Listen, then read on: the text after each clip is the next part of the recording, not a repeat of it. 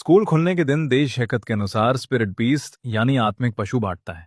Class में first आने वाली मॉनिटर ने बिना झिझक S level heavenly demon silver snake, जबकि लास्ट आने वाले मुझे सिर्फ एक एफ लेवल ब्लैक बियर मिला। लेकिन कुछ ही समय बाद एक्सट्रीम कोल्ड अपोकलिप्स आ गया और ब्लैक बियर के साथ कॉन्ट्रैक्ट करने की वजह से मुझे उसका कोल्ड रेजिस्टेंस टैलेंट मिल गया। वही मॉनिटर की चुनी हुई व्हाइट स्नेक अभी विकसित भी नहीं हुई थी और अपोकलिप्स के पहले ही दिन ठंड से मर गई। जलन में मॉनिटर ने दूसरों के साथ मिलकर ब्लैक बियर को पकाया, यहां तक कि मेरे सामने बियर मीट हॉटपॉट भी बनाया। गंभीर रूप से घायल मैं बर्फीले तूफान में गिर पड़ा और दिल में नफरत लिए मरने को तैयार नहीं था।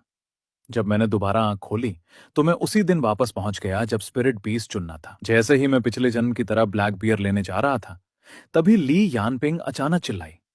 वो अपनी सीट से उठी और एक पूरी तरह सफेद चमकदार स्केल्स वाली लिटिल व्हाइट स्नेक को पकड़े हुए मेरे पास आई और बिना कुछ कहे उसे मेरे हाथों में ठूस दिया।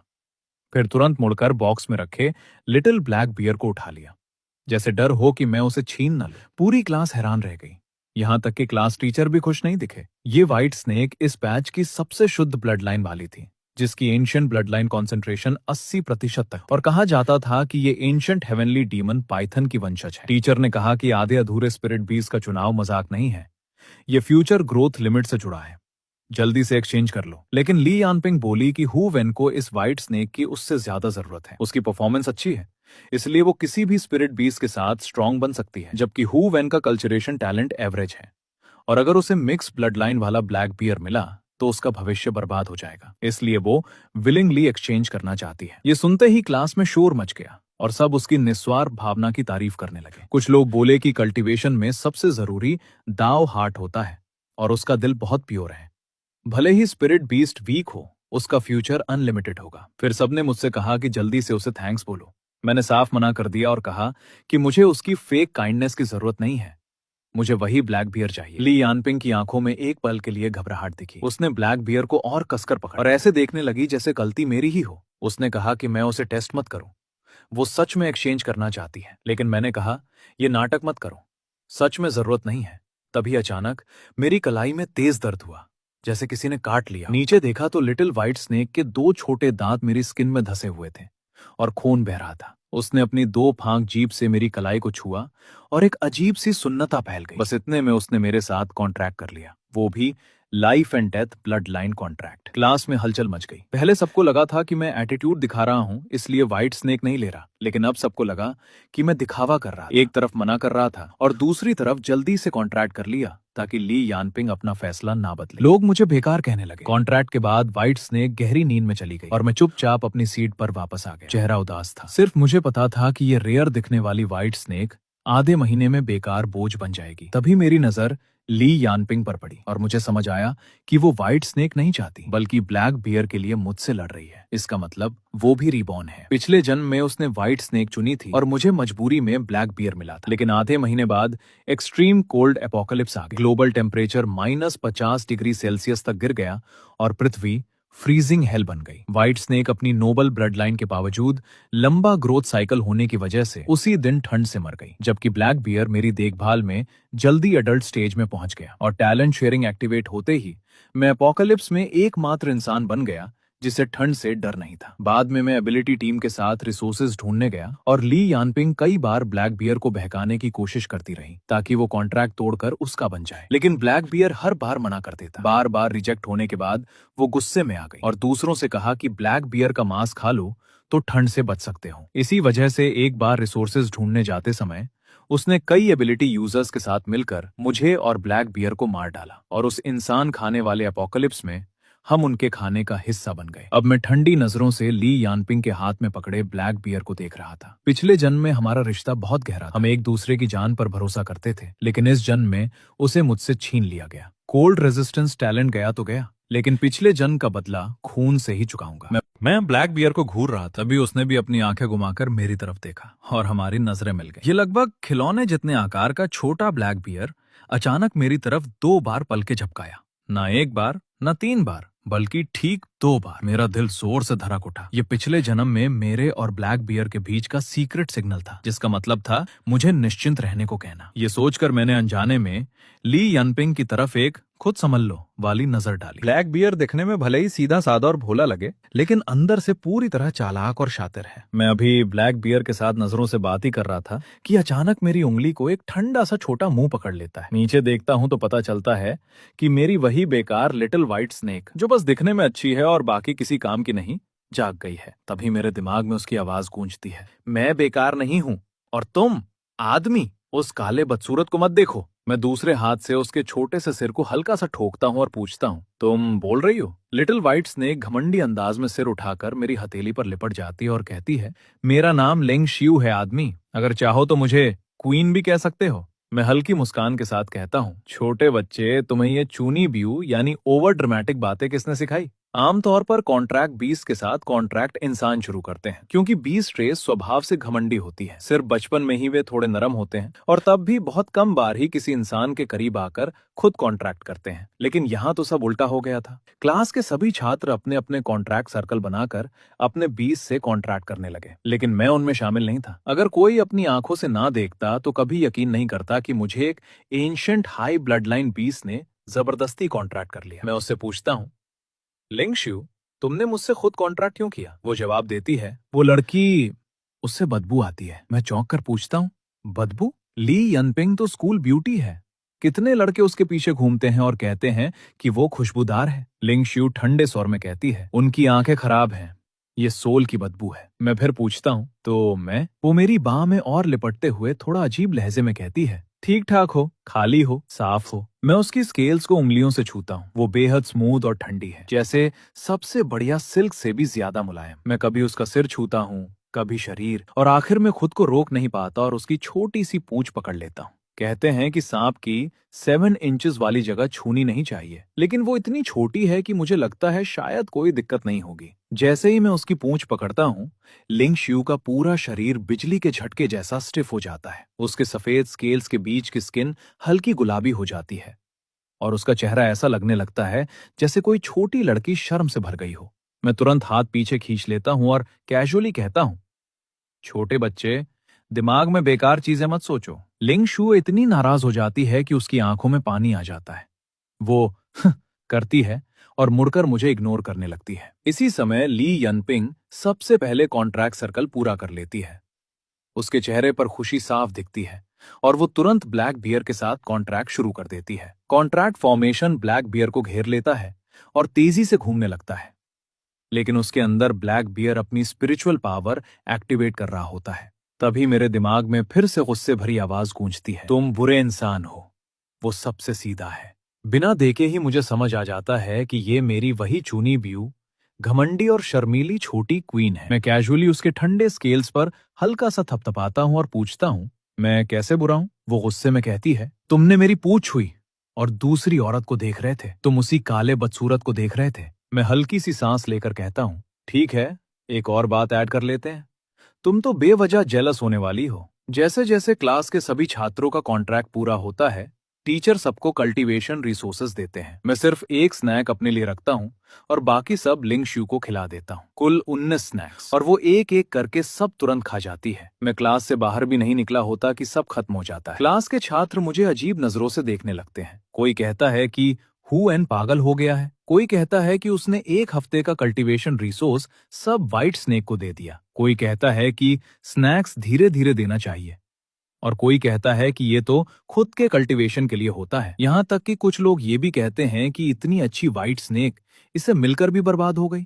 टीचर भी समझाते हैं कि हर महीने रिसोर्सेज लिमिटेड होते हैं, अगर वेस्ट करोगे तो एक्स्ट्रा नहीं मिलेगा। मैं बस शांत होकर ठीक है कह देता हूँ। पिछले जन्म में मैं ब्लैक बियर के साथ रिसोर्सेज शेयर करता था। बाकी लोग 4:1 रखते थे, लेकिन मैं हमेशा 1:1 करता था, क्योंकि हम साथी थे। लेकिन इस बार व्हाइट स्नेक के साथ तो हद ही हो गई। 19:1, 19 उसके, 1 मेरा। सिर्फ क्लास वाले ही नहीं, मुझे खुद भी लग रहा था कि मैं पागल हूँ। लेकिन मुझे अचानक याद आया, लिंग शियू के साथ मेरा ब्लड लाइन कॉन्ट्रैक्ट है, मतलब जीना मरना साथ। अगर वो पिछले जन्म की तरह अपोकलिप्स के पहले दिन ही मर गई तो मैं भी मर जाऊंगा। इसलिए अभी इस छोटी क्यू भी छात्र अपने अपने लिए जगह ढूंढकर कल्टीवेशन करने चले गए और मैं भी व्हाइट स्नेक को गोद में लेकर बाहर निकल गया। जैसे ही मैं ली यनपिंग के पास से गुजरा, वो अचानक आधा शरीर आगे करके मेरा रास्ता रोककर खड़ी हो गई और धीमी आवाज में बोली कि उसे पता है मैं भी रीबॉर्न हूं और इस बार ब्लैक बियर से कॉन्ट्रैक्ट करके कोल्ड रेजिस्टेंस पाना उसका ही होना था। मैंने ठंडे स्वर में जवाब दिया कि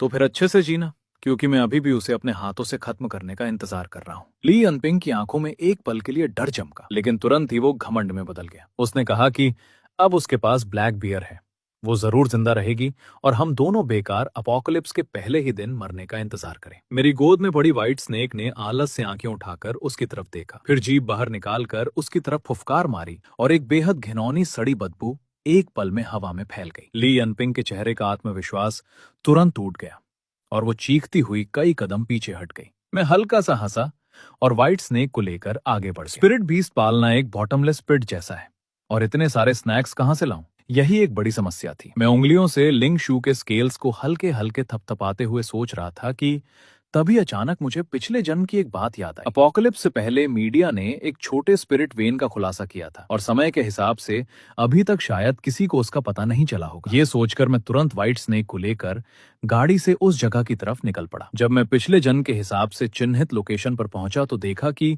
ली यनपिंग मुझसे पहले ही वहां पहुंच चुकी थी। वो एक बड़े परिवार की लड़की थी, उसके पास रिसोर्सेज और कनेक्शंस बहुत थे, मुझ जैसे आम इंसान से कहीं ज्यादा। मैं स्पिरिट वेन के बाहर खड़ा होकर ठंडी नजरों से देख रहा था कि ली यनपिंग 20 से ज्यादा आदमियों के साथ माइनिंग करवा रही थी। व्हाइट स्नेक मेरी गोद में लिपटी हुई एक एक करके निकाले जा रहे चमकदार स्पिरिट स्टोन्स को देख रही थी और लालच में एक लंबी सांस लेकर निकल गई। तभी अचानक एक आवाज मेरे दिमाग में गूंजी, भैया क्या ये आप हो?